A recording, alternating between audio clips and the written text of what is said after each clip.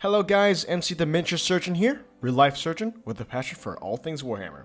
There's nothing like a bit of blood to wear in your battle-hardened warriors in the grimdark future or the mortal realms. And as a surgeon, I see bloodied wounds of all shapes and sizes, but I'm sick and tired of seeing all these candied apple stuff on Facebook and Instagram. So in this video, I'm going to show you how to get it done right. Warning. Although I won't be using any graphic images, but I will be referencing anatomy and reality to help you understand what a surgeon does. So if you're squeamish, now's the time to click away. If you're not squeamish, stay till the end, drop us a like, or even subscribe. And without further ado, here's how I create a bleeding wound.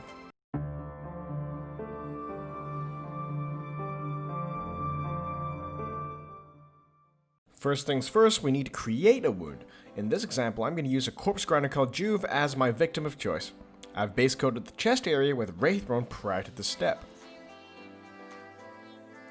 Next, use a scalpel or hobby knife, pick an exposed area on this chest. Trick here is to pick a patch of flesh that crosses some muscular ridges with different textures to accentuate the extent of the damage that a ganger has taken. Now cut once from above, then once from below to create a 3-dimensional wound.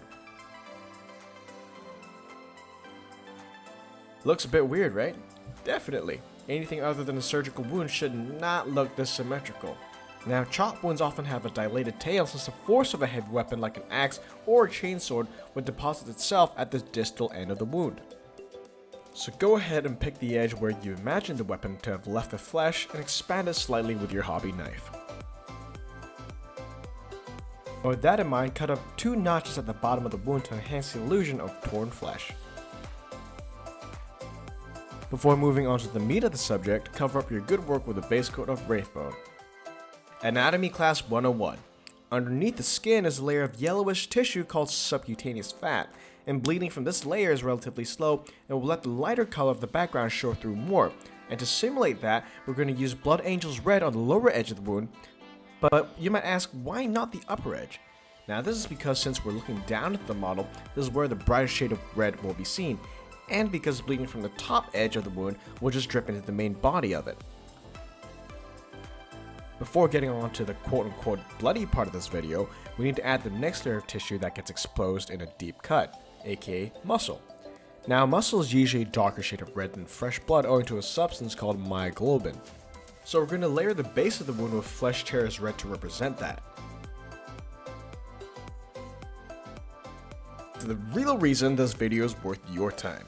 While most people would just add a glossy red texture like using blood for the blood god's technical paint from Citadel, this turns your mini's so-called injury into a happy accident of spilling candied apple from a kitchen catastrophe, not as a consequence of brutal combat. The key to creating convincing bleeding effect is ironically the presence of clots. Now assuming your victim does not have hemophilia, which is a condition whereby your blood takes ages to clot, any kind of fresh wound is bound to have clots of various ages in there, and it is that which gives the wound a dynamic sense of temporality and flow. To simulate this, we're going to mix Flesh Tear's Red and Wyldwood in a ratio of 2:1 and apply dots of this mixture to the dependent portions of the wound, aka the lowest part of the wound where blood and clots would naturally pool as a result of gravity. Once you're done, we're going to repeat the process again, but focusing on dependent areas of the wound to enforce the illusion of a fresh wound. Now we're only halfway done. You can't call this a fresh wound without some gore dripping off of it, right? We're going to pick the part of the wound which is the most dependent and draw a few irregular lines downwards with Flesh Tear's Red. We're using a stronger color here since thicker streams of blood tends to be darker since it shows less of the underlying skin than minor bleeding from the previous step. Remember to keep the contour of the body part in mind since blood is going to track along these curved edges. Can you guess the next step? You probably got it right! With Flesh Tear's Red and Wyldwood mix that we used just now, we're going to simulate dried and clotted blood at the terminal edges of the streams. Remember to add some of this mixture to area of skin folds and other areas where blood will naturally pool. And with that, we're almost done. Make sure you listen to these tips before actually trying this out. Pick out the exact kind of wound you want on your model based on the story you want to tell. Take a few more minutes to sculpt those wounds since it'll become the basis for the paints to go on. And remember there are 2 main layers of tissue to simulate the lighter colored skin and subcutaneous tissue and the darker colored muscle, and make sure to use different colors to denote that. Lastly, remember blood flows, so make sure you use different colors as mentioned to create that illusion.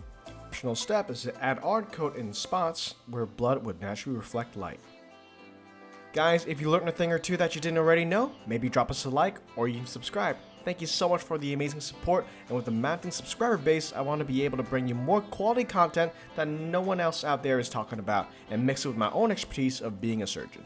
With that in mind, videos may become a bit more spaced out, so do let me know if you like the direction I'm bringing the channel in. Thank you so much for being here with us today, guys. This is MC the Miniature Surgeon, signing out.